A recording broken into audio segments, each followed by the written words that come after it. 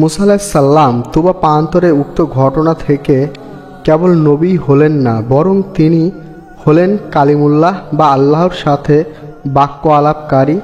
যদিও শেষ নবী সাল্লাল্লাহু আলাইহি সাল্লাম মেরাজে আল্লাহর সাথে কথা বলেছিলেন, কিন্তু দুনিয়াতে এ ব্যাপারে বাক্য আলাপকারীর সৌভাগ্য কেবলমাত্র হযরত মুসা আলাইহিস সালামেরই হয়েছিল। আল্লাহ বিভিন্ন নবীকে বিভিন্ন বিষয়ে বিশিষ্টতা দান করেছেন। যেমন আল্লাহ বলেন, হে মুসা, আমি আমার বার্তা পাঠানোর মাধ্যমে এবং আমার বাক্য আলাপের মাধ্যমে তোমাকে লোকেদের উপরে বিশিষ্টতা দান করেছি। অতএব আমি তোমাকে যা কিছু দান করলাম তা গ্রহণ করো এবং কৃতজ্ঞ থাকো। এভাবে আল্লাহ পাক মুসা আলাইহিস সালাম এর সাথে আরেকবার কথা বললেন। সাগরডুবি থেকে নাজাত পাবার পরে স্বামী এসে একই স্থানে তাওরাত প্রদানের সময়। এভাবে মুসা আলাইহিস সালাম হলেন কালিমুল্লাহ। মহান সৃষ্টিকর্তা আল্লাহর সাথে সরাসরি বাক্য আলাপের পর উৎসাহিত ও পুলকৃত মুসা এখানে তুর পাহাড়ের পাদদেশের এলাকায় কিছুদিন বিশ্রাম নিলেন। তারপর মিশর অভিমুখে রওনা হলেন। সিনাই থেকে অনতি দূরে মিশরে পৌঁছাতে গেলে যথারীতি বড় ভাই হারুন ও অন্যান্য আত্মীয় স্বজন এসে তাদেরকে সাদর অভ্যর্থনা দিয়ে নিয়ে গেলেন। ফেরাউন ও তার পরিষদ বর্গের বিরুদ্ধে অলৌকিক লাঠি ও অলৌকিক হস্ত তালুর দুটি নিদর্শন নিয়ে মুসা আলাইহিস সালাম মিশরে পৌঁছালেন। ফেরাউন ও তার সভাসদ বর্গকে আল্লাহ জাহান্নামের দিকে আহ্বানকারী নেতৃবৃন্দুর হিসাবে এবং তাদের সম্প্রদায়কে ফাসেক বা পাপাচারী বলে আখ্যায়িত করেছেন। আল্লাহ পাক মুসাকে বললেন, তুমি তো তোমার ভাই আমার নিদর্শন বলি সহ যাও এবং আমার স্মরণে শৈথিল্য করো না। তোমরা উভয় ফিরআউনের কাছে যাও, সে খুব উদ্ভৃত হয়ে গেছে। তোমরা তার কাছে গিয়ে নবমণ্ডলের কথা বলবে, তাতে হয়তো সে চিন্তা ভাবনা করবে অথবা ভীত হবে। তারা বলল, হে আমার পালনকর্তা, আমরা আশঙ্কা করছি যে সে আমাদের উপরে জুলুম করবে কিংবা উত্তেজিত হয়ে উঠবে। আল্লাহ বললেন, তোমরা ভয় করো না, আমি তোমাদের সাথে আছি। আমি তোমাদের সব কথা শুনব, দেখব। আল্লাহর নির্দেশ মতে মুসা ও হারুন ফেরাউন ও তার সভাবর্গের নিকটে পৌঁছে গেলেন। অতঃপর মুসা ফেরাউনকে বললেন, হে ফেরাউন, আমি বিশ্বপ্রভুর পক্ষ হতে প্রেরিত রাসূল। আল্লাহর পক্ষ থেকে যে সত্য এসেছে তার ব্যতিক্রম কিছুই হবে না। তার ব্যতিক্রম কিছু না বলার ব্যাপারে আমি দৃঢ়চিত্ত। আমি তোমাদের নিকটে আমাদের পালনকর্তার নিদর্শন নিয়ে আগমন করেছি। অতএব তুমি বনী ইসরাইলকে আমাদের সাথে পাঠিয়ে দাও।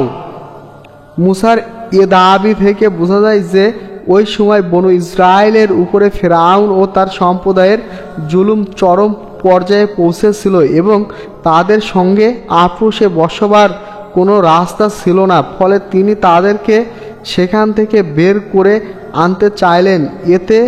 তবে এটা নিশ্চিত যে মুসা আলাইহিস সালাম তখন বনী ইসরায়েলকে নিয়ে বের হয়ে যাননি। এ বিষয়ে আমরা পরে বিস্তারিত বর্ণনা করব। মুসা ফেরাউনকে বললেন, তুমি বনী ইসরায়েলের উপরে নিপীড়িত করো না। আমরা আল্লাহর নিকট থেকে ওহী লাভ করেছি যে যে ব্যক্তি মিথ্যা আরোপ করে ও মুখ ফিরিয়ে নেয় তার উপরে আল্লাহর আযাব নেমে আসে। এ কথা শুনে ফেরাউন তাচ্ছিল্যের সঙ্গে বলল, মুসা, তোমার পালনকর্তা কে? মুসা বললেন, আমার পালনকর্তা তিনি যিনি প্রত্যেক বস্তুকে তার যোগ্য আকৃতি দান করেছেন অথবা পথ প্রদর্শন করেছেন। ফেরাউন বলল, তাহলে অতীত যুগের লোকেদের অবস্থা কি? মুসা বললেন, তাদের খবর আমার প্রভুর কাছে লিখিত আছে। আমরা পালনকর্তার ভ্রান্ত হই না এবং বিবৃতিও হই না।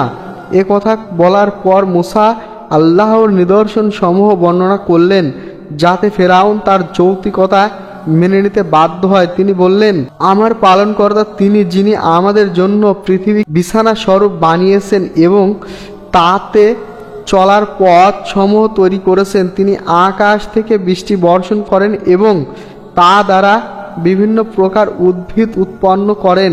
তোমরা তা আহার করো ও তোমাদের চতুষ্পদ জন্তু জানোয়ার চড়িয়ে থাকো। নিশ্চয়ই এতে বিবেকবানদের জন্য নিদর্শন সমূহ রয়েছে। মুসা আলাইহিস সালামের দাওয়াতের সারসংক্ষিপ্ত বিশ্ব পালনকর্তা আল্লাহর দিকে আহ্বান। আল্লাহর প্রেরিত সত্যই প্রকৃত সত্য, তার ব্যতিক্রম কিছু না বলা বা না করার ব্যাপারে সর্বদা ধীর চিত্ত থাকার ঘোষণা প্রদান, আল্লাহর গজবের ভয় প্রদর্শন, আল্লাহর সৃষ্টি তত্ত্ব বিশ্লেষণ, পিছনের লোকদের কীর্তিকর্ম হিসাবে আল্লাহর উপরে ন্যস্ত করে বর্তমান অবস্থার সংশোধনের প্রতি আহ্বান, মুসলিম বনী ইসরায়েলের মুক্তির জন্য জালেম ফেরাউনের নিকটে আবেদন।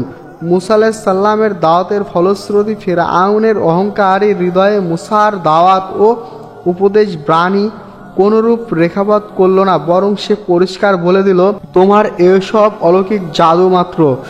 আমরা তোমাদের পূর্বপুরুষের মধ্যে এসব কথা শুনিনি।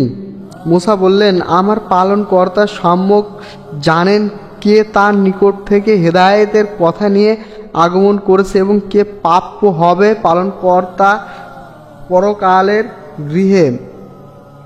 নিশ্চয়ই জালেমরা সফলকাম হবে না। ফেরাউন তার সভাসদ বর্গকে উদ্দেশ্য করে বললেন, হে পরিষদ বর্গ, আমি ব্যতীত তোমাদের কোনো উপাস্য আছে বলে আমি জানি না। এরপর সে মুসার প্রতিশ্রুতি পরকালের গৃহে দেখার জন্য জনগণকে ধোঁকা দেওয়ার উদ্দেশ্যে তার উজিরকে বলে উঠল, হে হামান, তুমি ইট পোড়াও, তারপর আমার জন্য একটি প্রাসাদ নির্মাণ করো, যাতে আমি মুসার উপাস্যকে কি মেরে দেখতে পারি। আমার ধারণা সে একজন মিথ্যাবাদী। একথা বলে ফেরাউন ও তার বাহিনী অন্যায়ভাবে অহংকারে ফেটে পড়ল। তারা ধারণা করল যে তারা কখনোই আল্লাহর কাছে প্রত্যাবর্তিত হবে না। অন্যত্র বর্ণিত হয়েছে যে মুসা ও হারুন যখন ফেরাউনের কাছে গিয়ে বললেন, আমরা বিশ্ব জগতের পালনকর্তার রাসূল, তুমি বনী ইসরায়েলীদের আমাদের সাথে যেতে দাও। ফেরাউন তখন বাঁকা পথ ধরে প্রশ্ন করে বলল, আমরা কি তোমাকে শিশু অবস্থায় আমাদের মধ্যে লালন পালন করিনি এবং তুমি কি আমাদের মাঝে তোমার জীবনের বহু বছর কাটাওনি? আর তুমি করেছিলে সেই অপরাধ যা তুমি করেছিলে। এরপরেও তুমি আমাকে পালনকর্তা না মেনে অন্যকে পালনকর্তা বলছো। আসলে তুমি হলে কাফের ও কৃত জঘন্যদের অন্তর্ভুক্ত।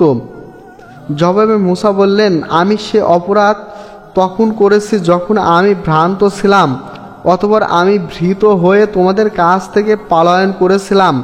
এরপর আমার পালনকর্তা আমাকে প্রজ্ঞা দান করেছিলেন ও আমাকে রাসূলগণের অন্তর্ভুক্ত করেছেন। অতঃপর আমার প্রতি তোমার যে অনুগ্রহের কথা বলছো তা এই যে তুমি বনী ইসরায়েলের গোলাম বানিয়ে রেখেছ। ফেরাউন এ কথার জবাব না দিয়ে আকীদাগত প্রশ্ন তুলে বলল, তোমাদের কথিত বিশ্ব জগতের পালনকর্তা আবার কে? মুসা বললেন, তিনি নভমণ্ডল ভূমণ্ডল এ দুয়ের মধ্যবর্তী সব কিছুর পালনকর্তা, যদি তোমরা বিশ্বাসী হও। এ জবাব শুনে ফেরাউন তার পরিষদবর্গকে বলল, তোমরা কি শুনছো না? আসলে তোমাদের প্রতি প্রেরিত এ রাসূলটি একটা আস্ত পাগল। অতঃপর ফেরাউন মুসাকে বলল, যদি তুমি আমার পরিবর্তে অন্যকে উপাস্য রূপে গ্রহণ করো তবে আমি অবশ্যই তোমাকে কারাগারে নিক্ষেপ করব। মুসা বললেন, আমি তোমার কাছে কোনো স্পষ্ট নিদর্শন নিয়ে আগমন করলেও কি তুমি আমাকে কারাগারে নিক্ষেপ করবে? তখন ফেরাউন তাচ্ছিল্য ভরে বলল, হে মুসা, যদি তুমি কোনো নিদর্শন নিয়ে এসে থাকো তাহলে তা উপস্থাপিত করো, যদি তুমি সত্যবাদী হয়ে থাকো। মুসা তখন নিজের হাতের লাঠি মাটিতে নিক্ষেপ করলেন, ফলে তৎক্ষণাৎ তা একটা জলজ্যান্ত অজগর সাপে পরিণত হয়ে গেল। তারপর বগলে হাত দিলেন, নিজের হাত থেকে বের করলেন এবং তার সঙ্গে সঙ্গে দর্শকের চোখে ধবধবে আলোক উজ্জ্বল দেখতে লাগলো।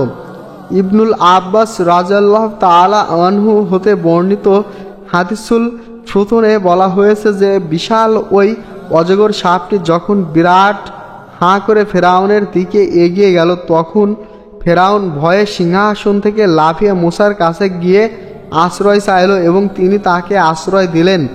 উল্লেখ্য যে মূসার প্রদর্শিত লাঠির মোজেজাটি ছিল অত্যাচারী সম্রাট তার জালেম সম্প্রদায়ের ভয় দেখানোর জন্য।